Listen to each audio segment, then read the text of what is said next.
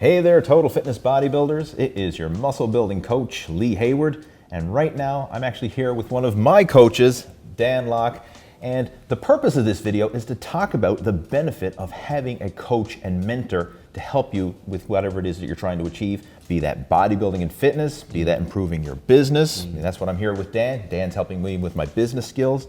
And one of the things I've found over the years is the more successful, the more people hire coaches. The slow way to do this is to try and do it on your own. I mean, I've been guilty of that in the past. I've tried to do it on my own, and that's the slow way. So when I really started to succeed with competitive bodybuilding, I hired a coach. And if you look at all the top bodybuilders, the top athletes, they all hire coaches. Even Mr. Olympia at the top of the game still hires a coach to help take his physique to the next level. So right now, I'm actually hiring a business coach to help me take my fitness business to the next level. That's what I want to introduce, Mr. Dan Lok.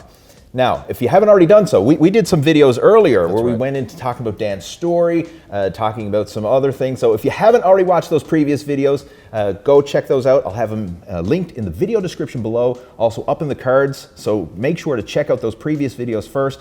But in this one, we're going to talk specifically about the benefits of having a coach to help you. So Dan, tell us about some of the coaches that you've had in your career. Well, I learned from a lot of different people, but really I consider two of them who are my coaches, my mentors, my personal mentors. A mentor is kind of like a deeper, 100%. Like a coach is one thing, but like a mentor is like a super coach, if you will. It's a deeper level, yeah. Well, I see this, I should define coach, consultant, and mentor. Okay. A coach is someone who watches what you do, gives you correction, motivate you, right? It's like, imagine you're lifting, right? So, okay, your form is not good, you're breathing, how many reps, right? That's cool. A consultant is someone who would give you maybe very specific like advice. Okay. Like he would look at your problems, and they say maybe let's say business consultant. Well, let me look at your marketing. Let me look at what you do, your brand, and I'll give you specific advice, right? Okay. They're usually industry expert. A mentor is something different. Okay. A mentor to me is a combination of both, but something much deeper. It's someone who's been there and done that. Right. Okay. Yeah. And continues to do it. Been there, done that, and continues to do it. That's a mentor. That's good. Like your mentor is someone where you want to be in your dreams. That's someone you can look up to. Okay. A coach maybe is someone that has, would motivate you, but maybe that coach has not done, just like someone coaching a bodybuilder. Maybe that coach, maybe he has certain knowledge, but doesn't mean he's being like Mr. Olympian or anything like that, right? But a mentor is someone who's been there, who's walked that path. That's the way that I see it, right? And in terms of, so the first mentor I have, his name is Alan. Second mentor is the $50 billion man you see. His name is Dan Pena. And so both had a huge impact in my life. Okay. Now, although I had learned from different people, but really these are the two men that change everything that I do. Wow. Everything I do. And both have been my mentors now over a decade. That's very special. Yeah. It's not just a coach, a hire, a consultant, maybe it's hire for a month. A mentor, it's deeper. It's a much deeper relationship. It's that that's why I like to have, within what we do, the Sifu mentee apprentice relationship is very special. It's much deeper. That even at Closest and Black at my event, you saw Alan after all these years, that our relationship, right? It's very special. Yeah. It's very, very special. I mean, I was there at your event, the Closers and Black event, and again, just to witness that, I mean, that was one of the most powerful moments to see that. And just to see there was a lot of emotion there. There's a lot of emotions. More than just a coach, because again, you can see that this goes deep. Yeah, this goes really deep, and you can see that. Have, as you know, I talked about Alan suffered from Parkinson's disease. Yes. And it's like full circle. We've never shared the stage together before. Having him there, it's very powerful, and it's also in some way for me to prove to him, you've made it, if you will. I made it. And he was the only guy that believed in me. Wow. The funny thing is, never had another mentee. I'm the only mentee he's ever had. Really? I'm the only one. So he's never taught he wasn't a coach. He wasn't going around marketing himself as a coach or a consultant or any of this stuff. No, and it was just me. I remember a number of years ago when he was kind of downsizing, he had a big house, downsized to a condo because he's just a health issue. Yep. He had a huge library. Like I'm talking huge library, like this size, maybe the place this size. Okay. Huge library with all the bookshelves. And his library, his books are his most prized possession, right? I can relate to that. And I remember he said, well, you know, he called me up and said, Dan, I'm gonna downsize, got a bunch of books. Why don't you come over? Okay. I said, okay, cool. I came over and said, well, I'm gonna, like some books I'm gonna donate, but before I do that, why don't you see whatever you like? You pick something you like. And it may not seem like a big thing, but I know it's a big thing. Right. Because it was his. Because back then, I could see how much he cherishes his books, his collection. It's like very secret. It's like you can't even take it home and you like it's everything. It's organized. It's his. This is a baby. And I probably brought home like 200-300 books. Really? That like that's a lot of books. like boxes and boxes and boxes of them. And a lot of those books, they are very difficult to get.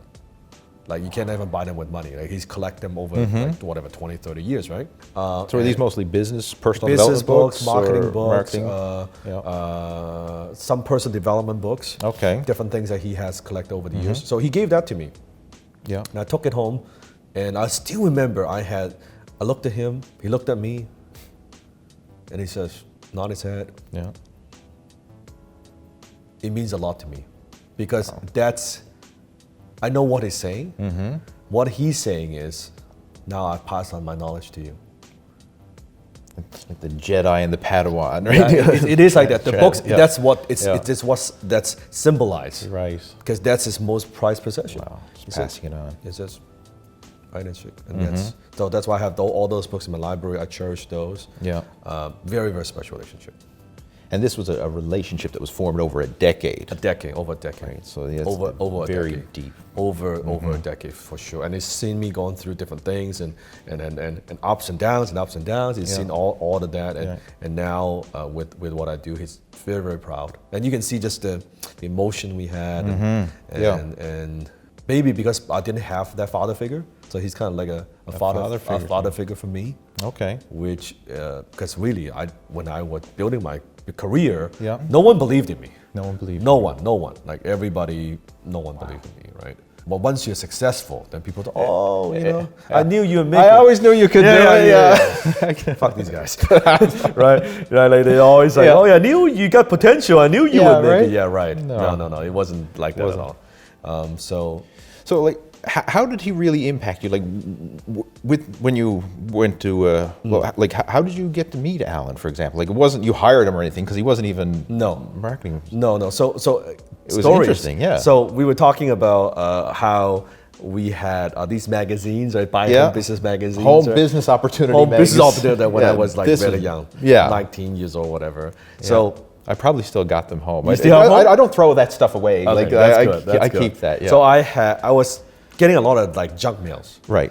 So at the time, Alan was the founder of the Real Estate Investment Network in Canada. Okay, it's very well known. He was the first guy that kind of pioneered the whole real estate investment club idea. Okay. First guy, right? So he was running that business. He's also running a education seminar company, right? He was the first one that brought Robert Kiyosaki to, like Rich Dad Poor Dad, to Canada. Very familiar with first Robert Kiyosaki, yeah. So he was promoting all these workshops. Okay. Because that's what he does. Yeah. And he was sending me all these letters, right? Because I was on whatever mailing list. On his mailing list. Okay, so you're getting right? he's marketing pieces. And I read different letters and stuff, but there's always these letters from Alan Jacks. And I'm like, these are like damn good.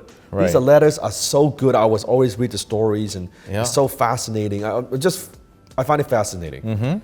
And I would collect them. Okay. Yeah. I would 3-hole punch them in put in 3-ring binders. I would save all of them. So one time I got this invitation to attend this workshop. So then I went to the workshop. It's a free workshop. Now usually it's a free workshop. At the end of the workshop, the speaker will offer some kind of continuing education. Right? Okay, yeah. Usually something like that. The back of the room kind of sales, right? So I was sitting in the very back of the table, and then Alan was sitting right here, right? And I was looking at the speaker, and I looked over, and I saw his name tag. And I looked at the speaker, I looked at the name tag. I said, no way. I said, no freaking way. I said, could that be? In my mind, could that be? And I said, are you Mr. Alan Jacks? Wow. And he was like, yeah. As if it's no big deal. Yeah, right? yeah. I said, are you the one who sent out the letters? And Yeah. He said, yeah. Wow. I said, oh my God. Like I was starstruck. Yeah. I said, oh my, I was like, oh my fucking God. Right? That's what I said. And it's amazing. And he said, yeah. And I said, I love your work. And he said, well, yeah, you know, we host very good workshops. I said, no, not the workshops. Right. I love your marketing. I love your letters, right?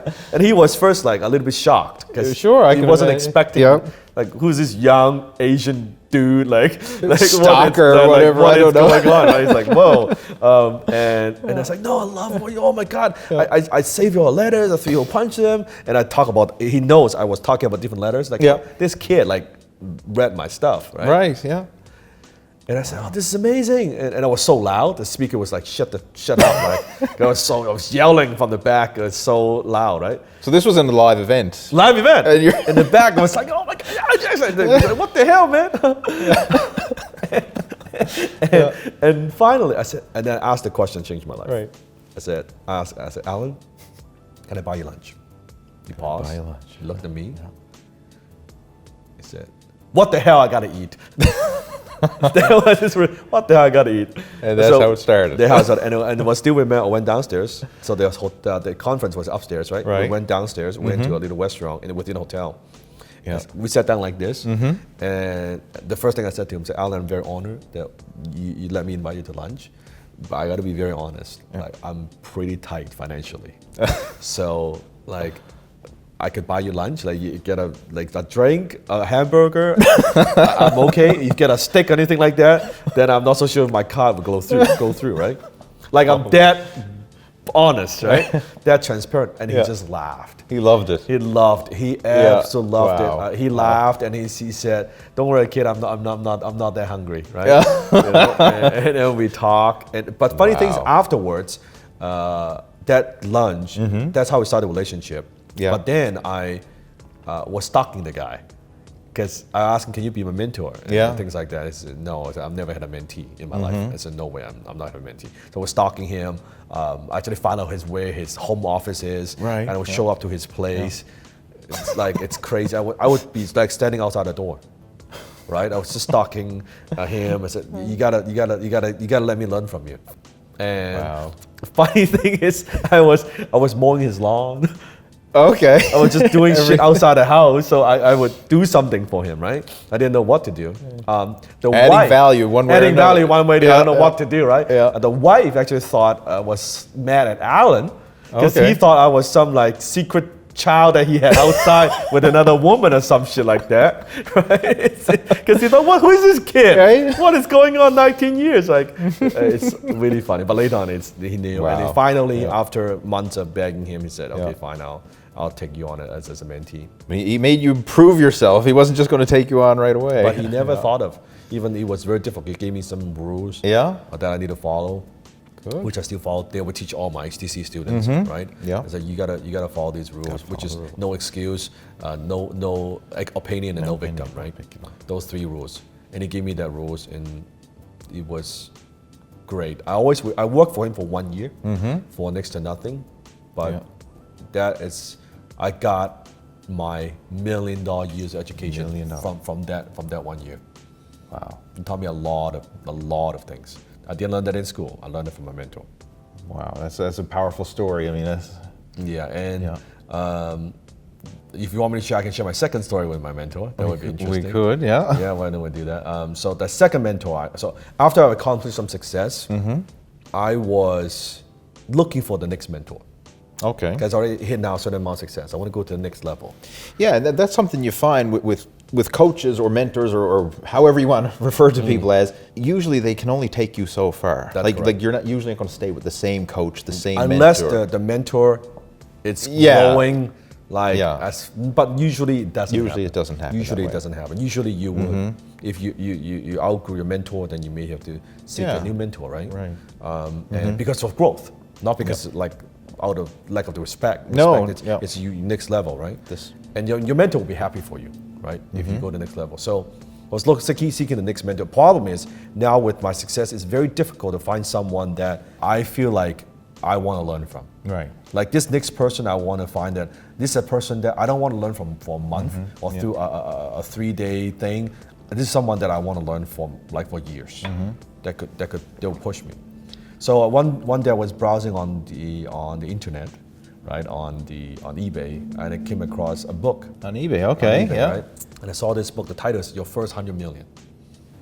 Okay. I thought that's a pretty big, bold title. Yep. The first 100 million. What is this? Right? and it says $400 US. Whoa. For a book, right? I was like, all right. I'm assuming it's a used book. It's on eBay. Used for $400. So I click on the link. I'm like, I thought, what kind of idiot would spend $400 on a book? Right. I don't. Who would buy that? I click on the listings, and it actually has the first chapter of the book. Okay. On the listing. Yeah. So I went through the first chapter. A few minutes later, I bought the book. So you're the idiot who bought the book. Because I thought I was the idiot. Oh, this is so fucking good. I'm gonna buy it. So I bought the book. I read through the whole book. $400 book. $400 book, right? And at the time, after I finished the book, I thought I found the man. Like I found the mentor I want. Okay. Because it's just like, sometimes you read a book that you just feel connected with whoever the author is. Absolutely, right? I've had that experience. And I read the book like this is the mentor I want. His name is Dan Pena. And Dan, his claim to fame is he grew a company from 0 to $420 million in 8 years. Right? That's his claim to fame. Public company. And at the time, it still does, he lives in a castle in Scotland, a real 15th century castle. You can look this up. I mean, this is So, and then I thought, okay, I got to talk to him. I got to talk to this man. So I called up the castle. Okay. You called up the castle? I called up the castle. How did you even get the number to the castle? It's on the page. Oh, in the book? In the book. Okay. It's in the book. All right. So I called up the castle, and I said, "Can I talk to Mr. Pena?" Now, of course, when you call up the castle, you get the gatekeeper, right? You're not going to go through. She said, "Who is this?" Well, it's Dan Lok from Vancouver, Canada. Well, who are you? All right. Well, I read his book. I'm so inspired. I just want to talk to him. And she said, "You just don't talk to him." No, you don't. Who, like a stranger, like all that? No. Wait, Mr. Penn is very busy. Doesn't take calls from people who doesn't know. Hung up on me, right? I called back the next day. Persistent. I called back the next day. I said, "Hi, this is Dan Lok," and I called yesterday. He said, "No." She said, "No, we don't. This is not gonna work." No, hang up on me, right? I called back the next day, right? Same time. No, hung up on me. So I called 13 days straight. 13. That's a lesson for you right there. I mean, in persistence. 13 days straight, consecutively. Okay. So then, now by this time, I know her name, right? Right, you've been talking to her for 13 days. Say, hey, Linda, right? Hi, Linda. This is Dan Lok. I know who you are. You just called yesterday. I said, yes, I did. I said, what do you want? I want to talk to him. I want to thank him. I just let me talk to him for 5 minutes. Wow. I'll never call back again. That was the line, I guess, was it? Silence. That felt like forever. And then I remember she said, "Fine, I'll put you through." And then she pressed the button. And then I got through. Right. Now I'm shitting my pants. Yeah. Right? Because I didn't expect I would go through. I thought I would call back the next day. Yeah. I don't have a script ready to go. I don't know what to say. I don't know what I'm going to say, right? Yeah. So I got through. This is Dan Pena. Dan Pena.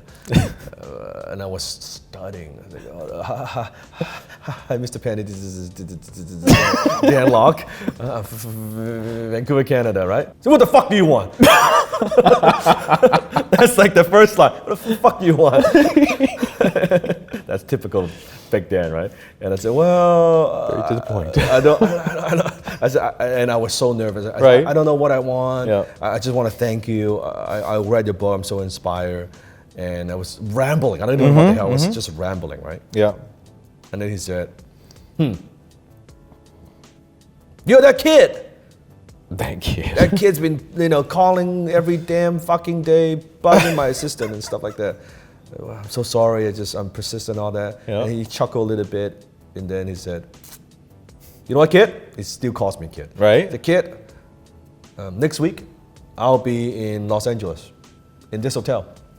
We'll have breakfast. Share the time with my assistant, goodbye. And he hung up. That was it.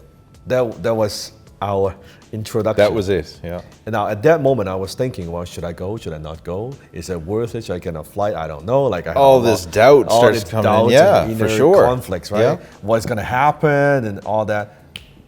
After a few minutes of that, I'm like, no, this is an opportunity. I need to go. I don't care what it. I don't care if I spend 10 minutes with him face to face. I'm going to go. And I did. I booked a flight.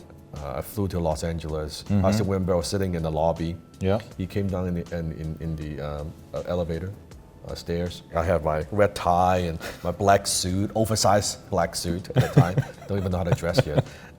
It came down, and we actually had breakfast for almost like 2-3 hours. Oh, okay. 2-3 hours this time, right? We had to talk.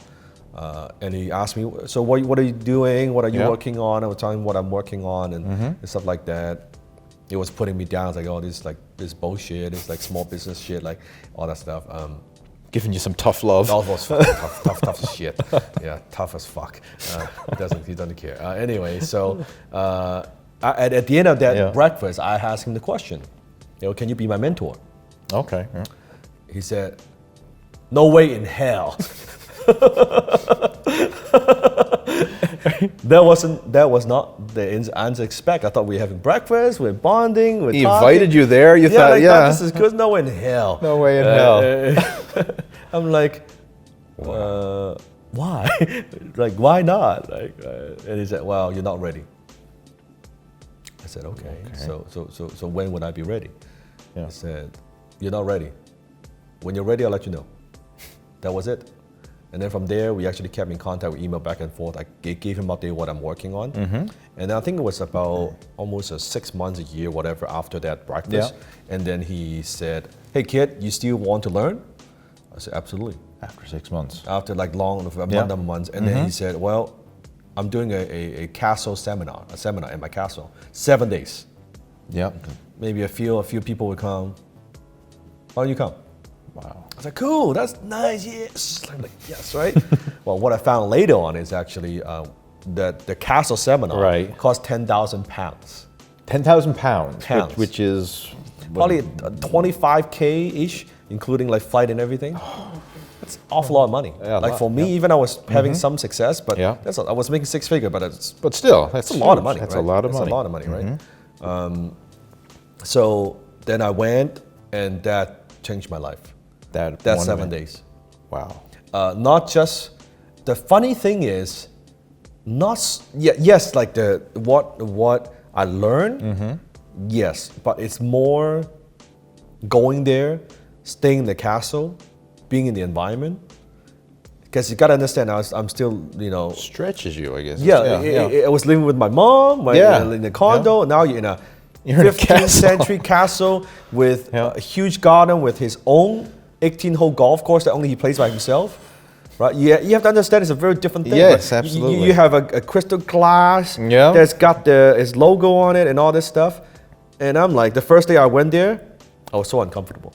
Okay. Because it's so outside of the environment, right? But then afterwards, after a couple of days, because when you go there, you got a butler, you got everything. Like you ring a little bell and you got your breakfast. Like it's incredible. I'm like, after 2-3 days, oh, this is nice. Like I could get used to this, right? Yeah. This is nice, right? Stretch it out. But it stretched my mind, and from there we've had the relationship for many years. Yeah. Every time I have an opportunity to talk to him, it expands my mind, because it doesn't matter whatever I've accomplished. To him, it's always it's not a big deal, right? It's not, I just made X amount of dollars doing this. Like to him, it's like, right? For someone who's right, that much for someone at that level, So he's always pushing me, always believing in what I could do more. Right. And now, if you actually watch someone's videos on YouTube, you'll see in the castle where he conducts a seminar. He still does the castle seminar a couple times a year. In the back of he's got 2 walls in that room. You've got the wall of fame and the wall of shame. Okay. The wall of shame, and then it's got a wall of fame. Yeah. which is all the superstar students that he has. Yeah. Now, you look at the Wall of Fame, you'll see I actually occupy the most amount of space. Really? Okay. You see my old photo Yeah. when I was in my 20s. You see my new photo, okay, where I am today. And then you see on the right side a almost like a Chinese character drawing Okay. that says Tang Fei. It means quantum leap, Quantum leap. which is what he teaches, quantum leap methodology, his business philosophy. You can see that, and you can see two of my pictures. So I Nice. occupy the most amount of space, right? On the Wall of Fame. On the Wall of Fame, and he is like I hope he is. I think he is like very proud of what I accomplished Right. from where I was to where I am today, right? Wow. Yeah, that's my two mentors that Two changed my mentors that life. changed your life. Everything. Absolutely. Everything. Of course, there's a lot of stuff they taught me, but really, that's the two mentors. Yeah. And I can relate to this as well when it comes to fitness as well. Because when I started competing in bodybuilding, I tried to do it on my own, and it didn't go that well.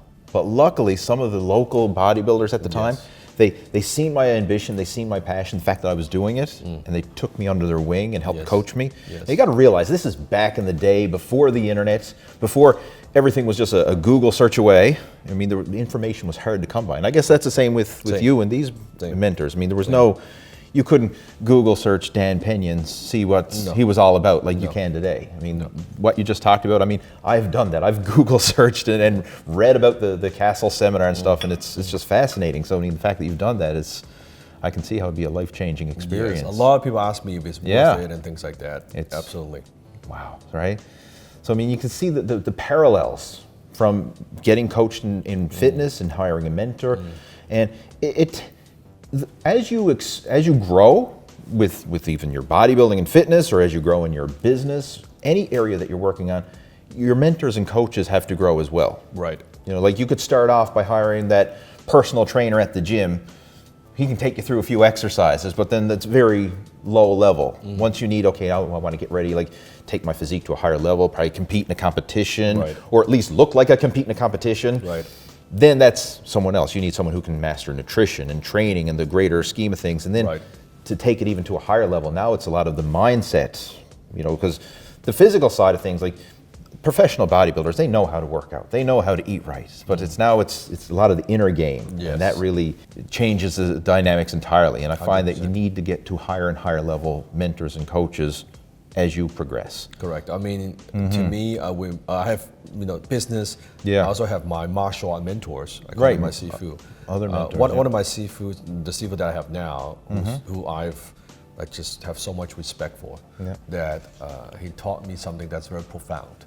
He said, your accomplishment as a martial artist, which is the same, not just martial artist, not just bodybuilding. He said, your accomplishment as a martial artist it's not how many hours you work or how much effort you put in. That's a given.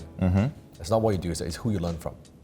Who you learn from. Who you learn from. Remember, it's like back then you like to talk about, your Shaolin Kung Fu. Yeah. Right? It's the same Shaolin Kung Fu, but if you learn it from a Shaolin monk that was a good example. Another like instructor, it's a big difference. Big difference. Because someone who's walked that path, someone who is a high level mentor, it changes everything you do.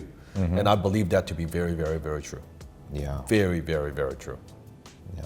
I mean, the results you get could be like night and day. You could put in the same hours, the same sweat equity, if you will. Yes. Studying from someone who doesn't have that vision or the and insight. that's why Select, I think, especially there's so many people you can learn from, quote unquote, learn from on the internet, right? Oh my God. They're like, this person, that person. Everyone with a YouTube channel. Everybody's got a YouTube channel. Like, there's so many things, so many people you can learn from. But I think one thing, if I want to give you to walk away with, is pick someone very, very carefully. You can learn from everybody. You can buy the course, you can learn from, watch different videos. But that mentor better be like fucking good. Like that person, ask yourself this question. Can I learn from this person for 10 years? There you go. That's a very profound question. Can I learn from this person for 10 years? Yes or no?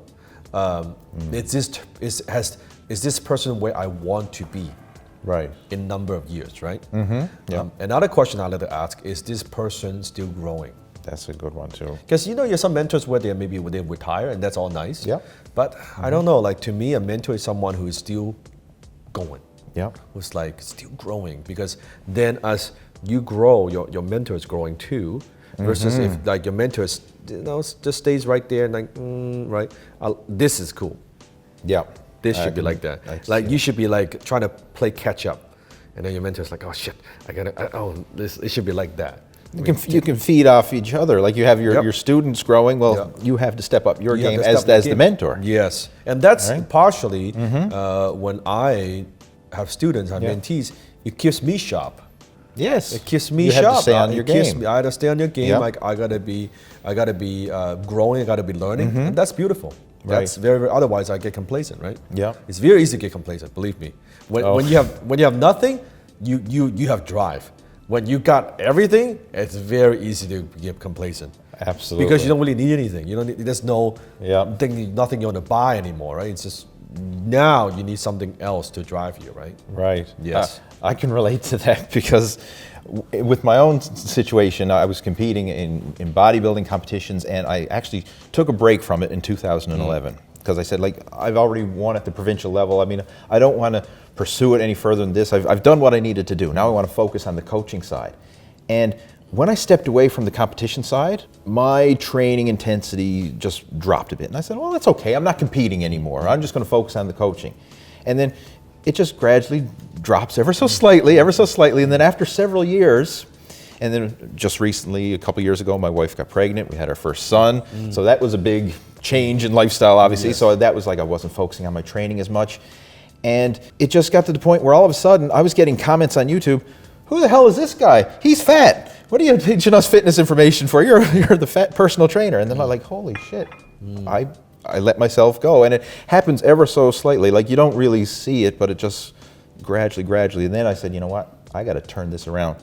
So I actually, hired some coaches of my own, nutrition coaches. I mean, even at my level, I still hire coaches to help me. So I got, some nutrition coaches to help me get that aspect under control. And not from the bodybuilding competition point of view, but the lifestyle point of view. Like how to maintain a physique over the long term, juggling a family, juggling a business, juggling all these things. It's a different set of problems. It's a different problem, When you only just need to work on, don't need to worry about anything else, that's one thing. But when you have family, you have your business, you have your career, your relationship, right? You have your body, you have so many things, right? And I'm not saying you can do well in all of them. I think that's very difficult. But I mean, you still have to maintain a decent level of fitness. I don't care what it is you're doing. 100%. Fitness has to be the foundation. Energy, right? The energy, the drive, and just your health. I mean, if we're looking at the greater scheme of things, all the money in the world means nothing if you don't have your health. 100%. Right? So I mean, we need to focus on that. But at the same time, you do need to focus on the money too, because we know people who focus on their health and their fitness, and then they let their finances and their personal development and all that suffer. That's not good either. You need to have that well-rounded approach. And that's why I'm working with Dan. Help me with this well-rounded approach. Not just fitness side of things, but to be the best version of yourself. And you really need a mentor who can help you do that. If this is something that you're interested in, if you would like to become the best version of yourself and to have some mentorship, even virtual mentorship, I mean, this is powerful as well. Myself and Dan are going to be doing a masterclass where we're going to really dive deep into some bigger picture concepts of how you can become the best version of yourself, how you can improve your personal development, your self-confidence, and also earn some high-income skills that will help you to fuel all this, to fuel the fire, to help you with your bodybuilding goals, to help you with your personal development goals, to help you provide for your family and basically become the best version of yourself, become the man that your family needs you to be. If this is something you're interested in, we're going to be offering a free masterclass. And you can register for it. We'll have a link down in the video description below or up in the cards. Just click on that, register for it, and you can sign up for more information. And I think it's really going to help them to take things to another level, give them that bigger picture insight that they need. To be the best man that you could be. Not just physically, but financially and mentally as well. Yeah, to have that well-rounded aspect, not just this one-dimensional person you see so often, right? Someone who's successful in business which in long term is not healthy anyway. No, you need that balance. Correct. So click on the link and I'll see you in class. All right.